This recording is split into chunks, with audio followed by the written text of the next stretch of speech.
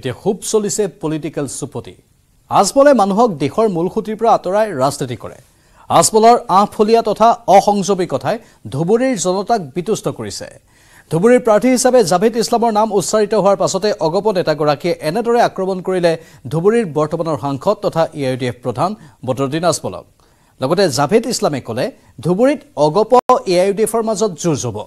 news 18ৰ সাংবাদিক বলেন ভট্টাচাৰ্যৰ সৈতে আছুতীয়া সাক্ষাৎকাৰত প্ৰাৰ্থিত্ব পালে জয়লাভ নিশ্চিত বুলি দাবী কৰিছে জাভেদ ইছলামে সম্ভাব্য চৰ্চাত থকা প্ৰাৰ্থীগৰাকী হৈছে জাভেদ ইছলাম অগপৰ জ্যেষ্ঠ নেতাগৰাকী এই মুহূৰ্ততে উপস্থিত আছে আৰু তেখেতৰ সৈতে আমি কথা পাতিবলৈ চেষ্টা কৰিছো প্ৰায় আনুষ্ঠানিকভাৱে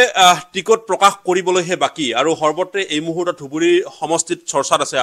আপোনাৰ নাম হয়তো কেইটামান মুহূৰ্ত হয়তো পিছতে প্ৰকাশ হোৱাৰ সম্ভাৱনা বিৰাজ কৰিছে মই ইতিমধ্যে আমাৰ 11খন সমষ্টিৰ পৰা ফোন আহি আছে যোৱাকালিৰ পৰা বিশেষকৈ কিন্তু এতিয়ালৈকে আমাৰ সভাপতিৰ ফালৰ পৰা তেনেকুৱা কথা হোৱা নাই বা অফিচিয়েল এতিয়া মই পোৱা নাই তথাপিতো দলে যদি নিক্ষেপ কৰে দলে যদি দিয়ে তেনেহলে মই নিশ্চয় এটা যুদ্ধ কৰিম কাৰণ আমাৰ জিলাখন একচুয়ালি আমি বহুত পিছপৰি আছো আগতে কংগ্ৰেছৰ কাৰণে এতিয়া বৰ্তমান তিনটা টাৰ্মছ এতিয়া আজমল ডাঙৰীয়া তেখেতে যি অৱস্থা কৰি পেলাইছে আমাৰ অঞ্চলটো বা অঞ্চলৰ মানুহক ইয়াৰ পৰা উদ্ধাৰ কৰিবলৈ আমি আপ্ৰাণ চেষ্টা কৰিম আৰু এইবাৰ আশা ৰাখিছো যে বিশেষকৈ ধৰ্মীয় সংখ্যালঘু মানুহসকল এইবাৰ এজিপি মুখী হোৱাৰ সম্ভাৱনা যথেষ্ট আছে আৰু আমি তেওঁলোকক বুজাম আৰু তেনেকুৱা গ্ৰাসৰুট লেভেলত ইতিমধ্যে প্ৰায় 1.5 বছৰৰ পৰা 1.5 বছৰৰ পৰা বিশেষকৈ মানে ইউডিএফৰ প্ৰতি মোহটো ভাঙিছে আৰু হেইটো ভোট কংগ্ৰেছত বেছি যোৱাৰ সম্ভাৱনা যদিও আছিল বিশেষকৈ এক মাহৰ পৰা লাষ্ট 1 মান্থ এক মাহৰ পৰা দেখিছো যে কংগ্ৰেছত যেটো দুৰৱস্থা এই অৱস্থাত ধৰ্মীয় সংখ্যালঘু মানুহ এটা ৰাস্তা এতিয়া বিচাৰিব যেটো তেওঁলোকৰ কাৰণে সুইটেবল বুলি অনুভৱ কৰি আছে যেটো এজিপি দল কাৰণ সেন্ট্ৰেলত আলটিমেটলি আমাৰ মিত্ৰ দল এনডিএ আহিব আৰু অসমতো নিশ্চিত জানে সকলোৱে যে আগতকৈ হতে বেছি ভোটৰ ব্যৱধানত বেছি সংখ্যা ৰাখি হয়তো গভৰ্ণমেণ্ট আগত কৰিব আমাৰ নেক্সট 26ত গতিকে সংখ্যালঘু মানুহ এতিয়া উপলব্ধি কৰিছে যে আমি আৰু দিছপুৰমুখী হ'ব লাগিব দিল্লীমুখী হ'ব লাগিব কিমান দিন পিছুৱাই থাকিম আমাৰ চাকৰি লাগিব কৰ্মসংস্থান লাগিব নেক্সট জেনাৰেশ্যনৰ কথা আছে অঞ্চলটোৰ ডেভেলপমেণ্টৰ কথা আছে কমিউনিকেশ্যনৰ কথা আছে গতিকে মোদী চৰকাৰৰ ফালৰ পৰা যি হিতাধিকাৰীসকলক যেনে ধৰণৰ সহায় সহযোগিতা কৰি আছে বিভিন্ন ফালে সেই ক্ষেত্ৰতো তাত ধৰ্মীয়ৰ কোনো কথা নাই জুৰহাটত যেনে ধৰণে পাই আছে বা কামৰূপত যেনে ধৰণে পাই আছে বা দিছপুৰ সমষ্টিত যেনে ধৰণে পাই আছে মানকাছৰতো সেম পাই আছে ধুবুৰী সমষ্টিতো সেম পাই আছে গোৱালপাৰা সমষ্টিত সেম পাই আছে গতিকে আল্টিমেটলি পলিটিক্সটো তেওঁলোকে আগতে যেনেকুৱা ধৰণৰ ধৰিছিল তেওঁলোকে কথাবাৰ্তাবিলাক অলপ মাইন্ড কৰিছিল পলিটিক্যাল কথাবিলাক আজমলৰ কথাই হওক বিজেপিৰ কথা হওক বা কাৰোবাৰ কথাই হওক কিন্তু সেই ক্ষেত্ৰত তেওঁলোকে সচেতন হৈছে যে আল্টিমেটলি বাস্তৱিকভাৱে যদি দেখা যায়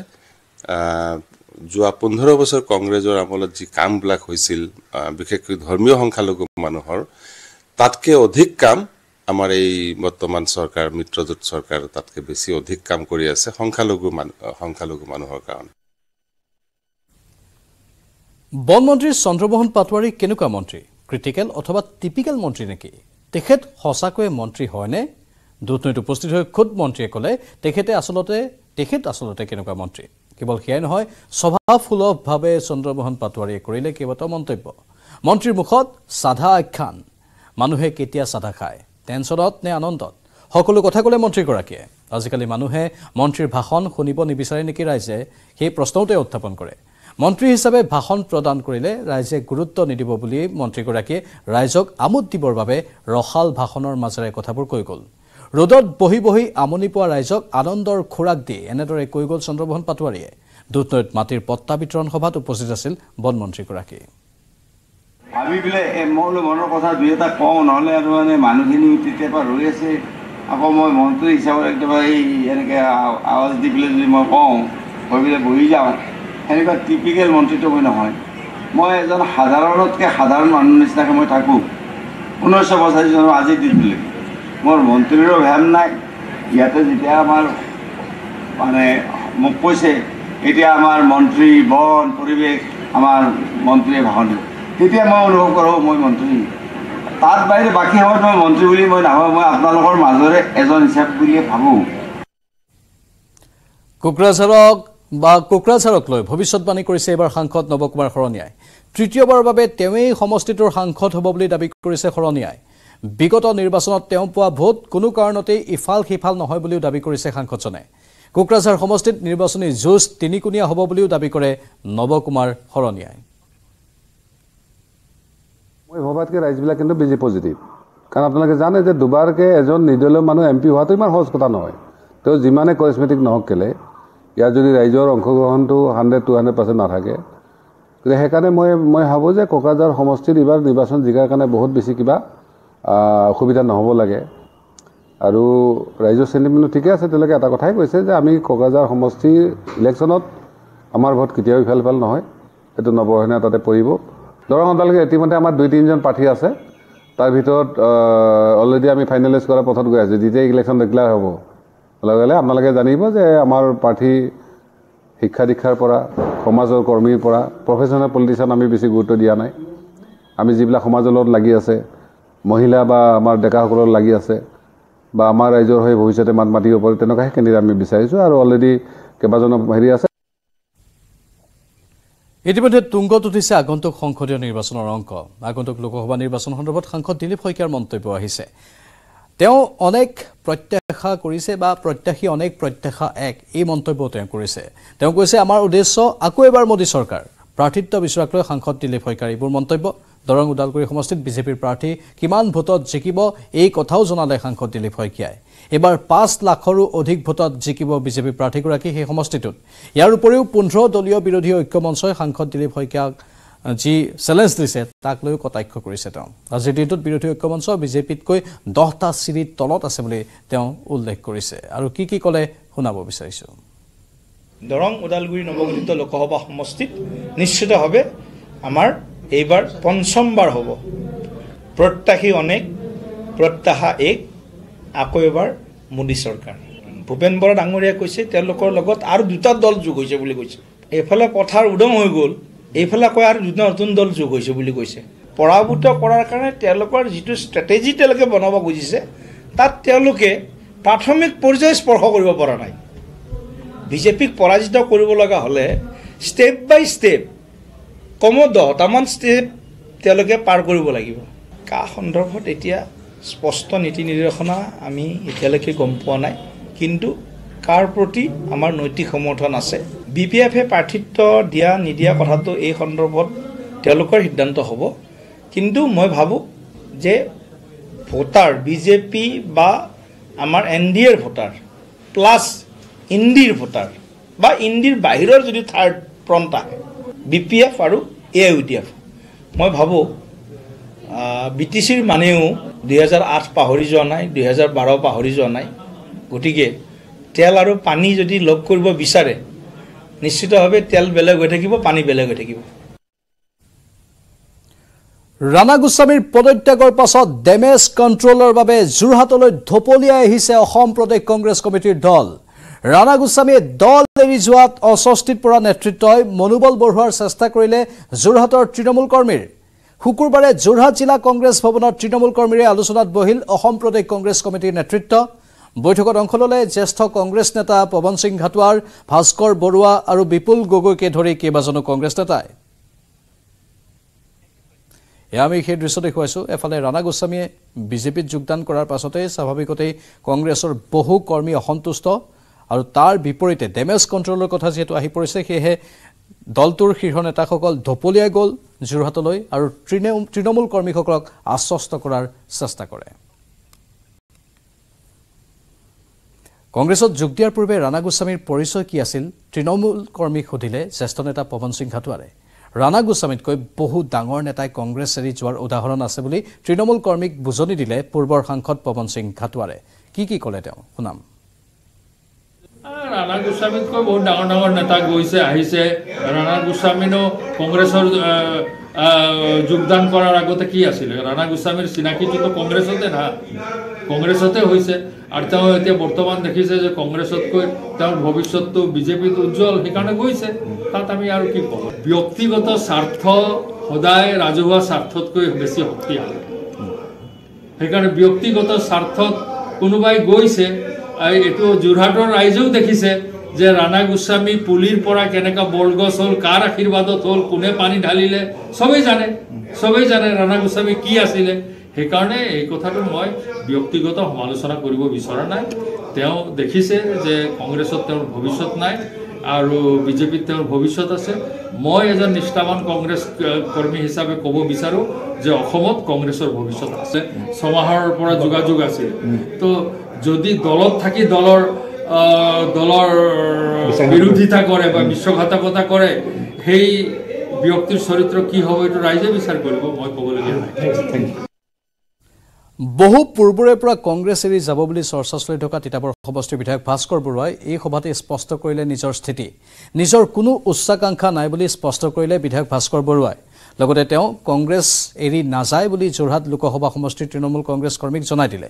তিতাবৰৰ এই বিধায়কগৰাকীৰ এই বক্তব্যৰ পাছতেই সকলো এক প্ৰকাৰ আশ্বস্ত হোৱা বুলিও তেওঁ দাবী কৰিছে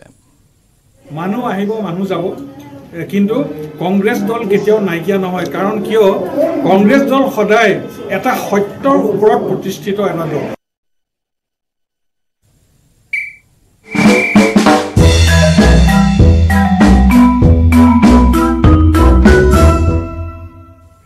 নিৰ্বাচন আহিছে যেতিয়া নেতাৰ মুখ চুপতি এনেধৰণে বাঢ়িয়ে থাকিব আৰু খবৰ আছে জনাই থাকিম বিৰতিৰ পাছত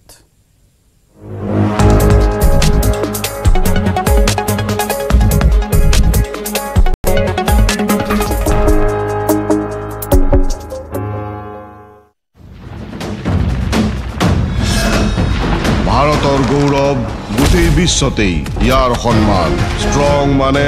মাইথান ষ্টীল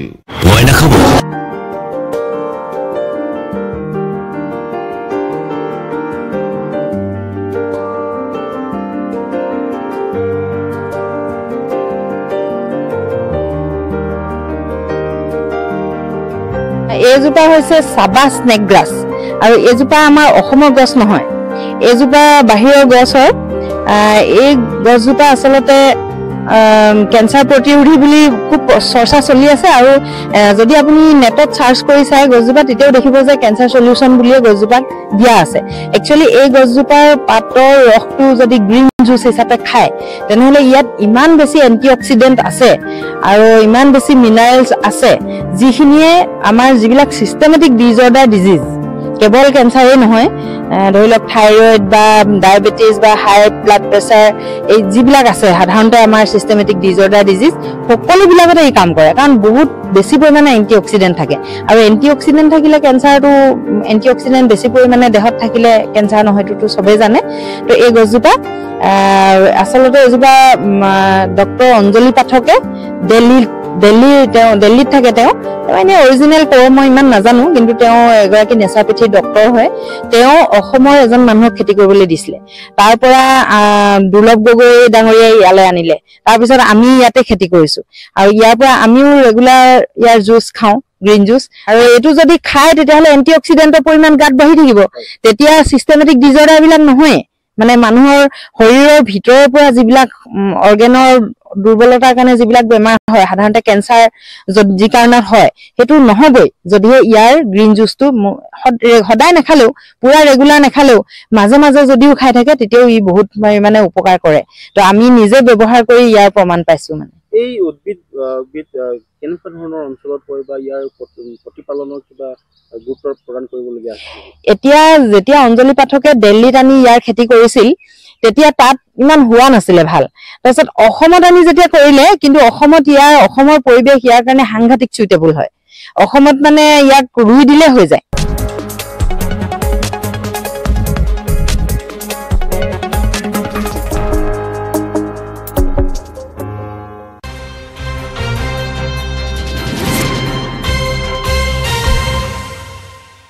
সুপাৰ প্ৰাইমত এবাৰ বিগ ব্ৰেকিং নিউজ নকল যোগানৰ অভিযোগত নিলম্বিত হৈছে প্ৰধান শিক্ষক পশ্চিম মৰিগাঁৱত এজন প্ৰধান শিক্ষকক নিলম্বন কৰা হৈছে নিলম্বিত প্ৰধান শিক্ষকজন আনোৱাৰ হুছেইন কটকগুৰি এমই স্কুলৰ প্ৰধান শিক্ষক আনোৱাৰ হুছেইন পৰীক্ষা কেন্দ্ৰত নকল যোগানৰ অভিযোগত তেওঁক নিলম্বন কৰা হৈছে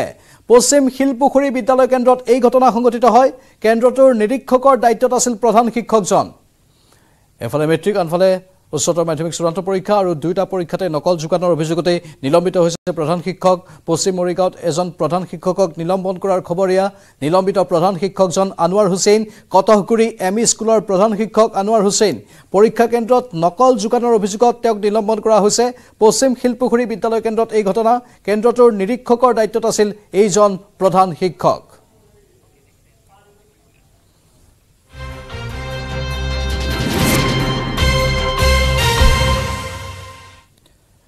সোশ্যাল মিডিয়াত কি ট্ৰেন্ডিংত আছে চাওঁ আহক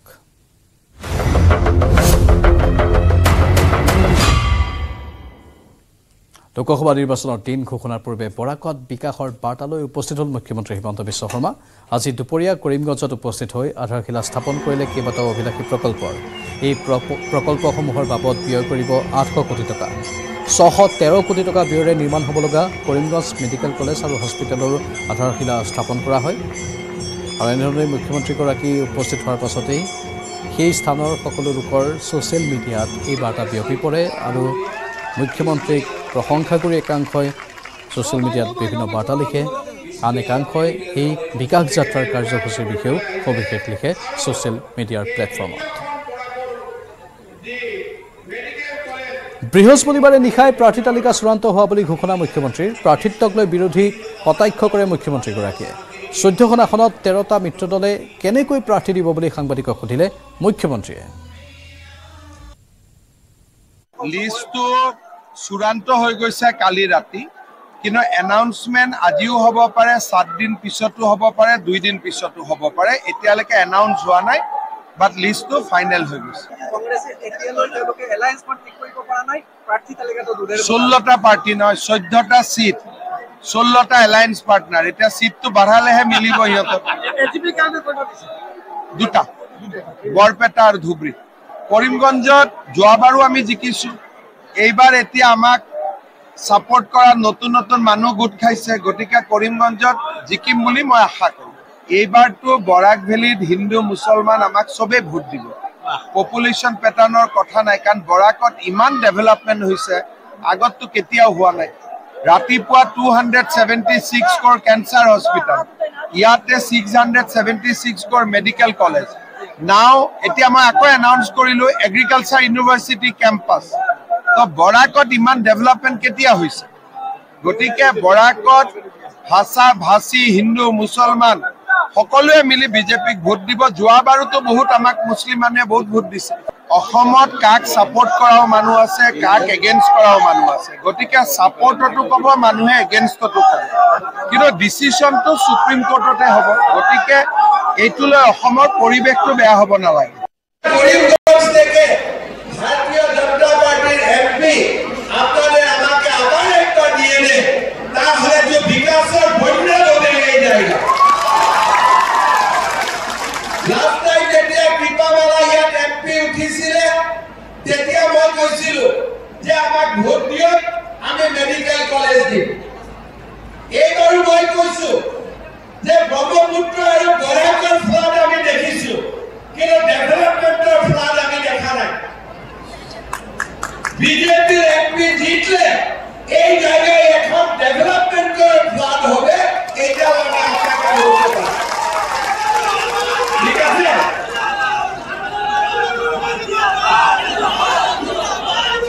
আৰু সেই কাৰণে সকলো মানুহে আমি কি ধৰ্ম এটা পৰে আমি কি পার্টি এটা পরে আমার জন্মভূমির বিকাশের জন্য আমরা সবাই হাতে হাত ধরিয়া বিজেপিকে ভোট দিতে হবে করিমগঞ্জে আমি এমপি জিতাতে হবে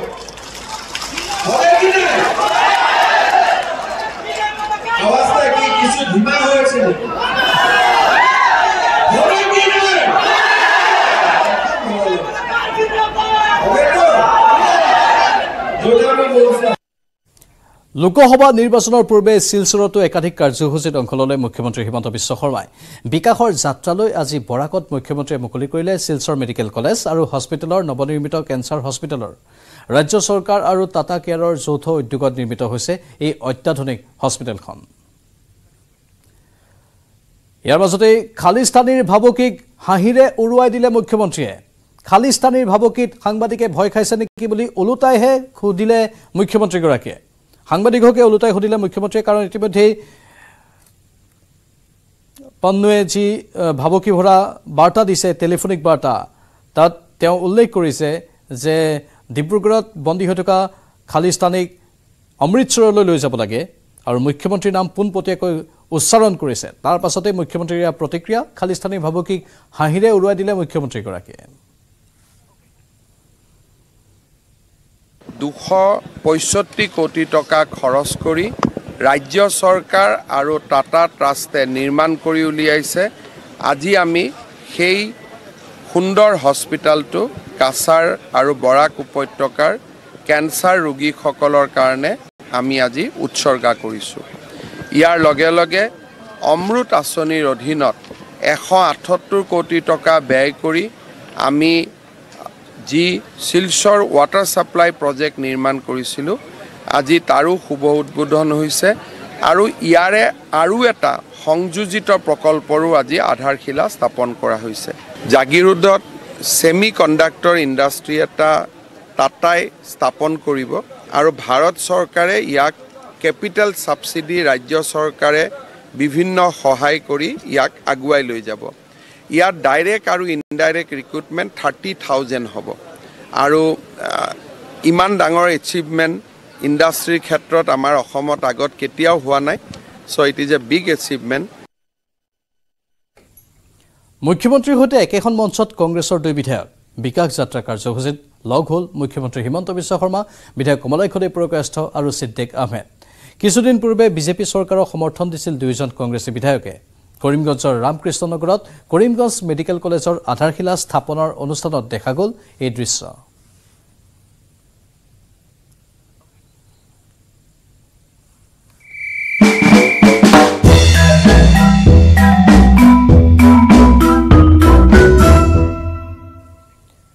লোকসভা নিৰ্বাচনৰ পূৰ্বে আৰক্ষী প্ৰশাসনত ব্যাপক সালসলনি কেইবাখনো জিলাৰ আৰক্ষী অধীক্ষকক ৰদবদল কৰা হৈছে দুৰ্নীতি নিবাৰক শাখাৰ আৰক্ষী অধীক্ষক পুৰকায়স্থক বদলি কৰা হৈছে 10ম আৰক্ষী বেটেলিয়নৰ কমাণ্ডেণ্ট বীৰ বিক্ৰম গগৈক বিআইঅ'ৰ আৰক্ষী অধীক্ষক হিচাপে বদলি কৰা হৈছে বিআইঅ' আৰক্ষী অধীক্ষক শান্তনু শৰ্মা পাঠকক বিআইঅ' তৃতীয়লৈ বদলি কৰা হৈছে গোৱালপাৰাৰ আৰক্ষী অধীক্ষক স্বপ্ননীল ডেকাক নগাঁৱৰ এছপি হিচাপে বদলি কৰা হৈছে নগাঁৱৰ এছপি নৱনীত মহন্তক গোৱালপাৰাৰ এছপি হিচাপে বদলি কৰা হৈছে বিআইঅ' 1ৰ এছপি হৃদয়জিৎ বৰ্মনক দুৰ্নীতি নিবাৰকৰ অধীক্ষক হিচাপে বদলি কৰা হৈছে 14 এপিবিএনৰ কমাণ্ডেণ্ট ধৰ্মেন্দ্ৰ কুমাৰ দাসক 10th এপিবিএনলৈ বদলি কৰা হৈছে তিনিচুকীয়াৰ এএছপি মইদুল ইছলামক 9 এপিবিএনলৈ বদলি কৰা হৈছে ইয়াৰ উপৰি কেইবাটাও বেটেলিয়নৰ কমাণ্ডেণ্টক ৰদবদল কৰা হৈছে ৰদবদল কৰা হৈছে কেইবাখনো জিলাৰ অতিৰিক্ত আৰক্ষী অধীক্ষকক সালসলনি কৰা হৈছে বহু সংখ্যক অসামৰিক বিষয়াকো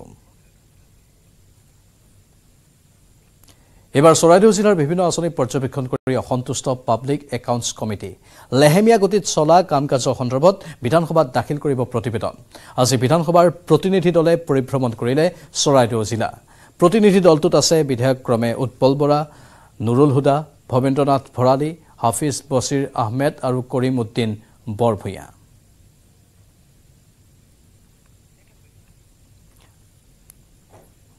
এই পৰ্যবেক্ষণ বিভিন্ন আঁচনি চৰাইদেউ জিলাৰ পাব্লিক একাউণ্টছ কমিটিয়ে পৰ্যবেক্ষণ কৰে কিন্তু তেওঁলোক অসন্তুষ্ট লেহেমীয়া গতিত চলা কাম কাজ সন্দৰ্ভতেই তেওঁলোকে মনৰ অসন্তুষ্টি প্ৰকাশ কৰে আপ টু দ্য মাৰ্ক তো ক'ব নোৱাৰো অলপ ৰেক্টিফিকেশ্যন আছে অলপখিনি আমাৰ ছাজেশ্যন থাকিব এতিয়া ডিচিৰ লগত মিটিঙত বহিম ডিপাৰ্টমেণ্টত থাকিব পিডব্লিউ বিল্ডিং থাকিব থাকিলে আমি কিছু কিছু বস্তু দেখিছোঁ আমি এইখিনি ৰেক্টিফিকেশ্যন লাগিব শ্বেয়াৰ আৰু আৰ্ট ফিলিং লৈ আমি কুৱেশ্যন কৰিম এষ্টিমেটটো আজি চাম যদি কৰা নাই কৰিব লাগে আমিতো এই কাৰণে আহিছোঁ দলঙৰ কাম শ্ল' এই কাৰণে আজি আমি এটা লেটাৰ ইছ্যু কৰিবলৈ দিম যে ৰিস্ক এণ্ড কষ্টত কৰিব যদি এই টাইমৰ ভিতৰত এটা টাইম দিম এই টাইমৰ ভিতৰত কাম যদি ফাষ্ট নহয় তেতিয়াহ'লে আমি বেলেগৰ কাৰণে সাজেশন কৰি যাম আমাৰ লক্ষ্যটো আছে যে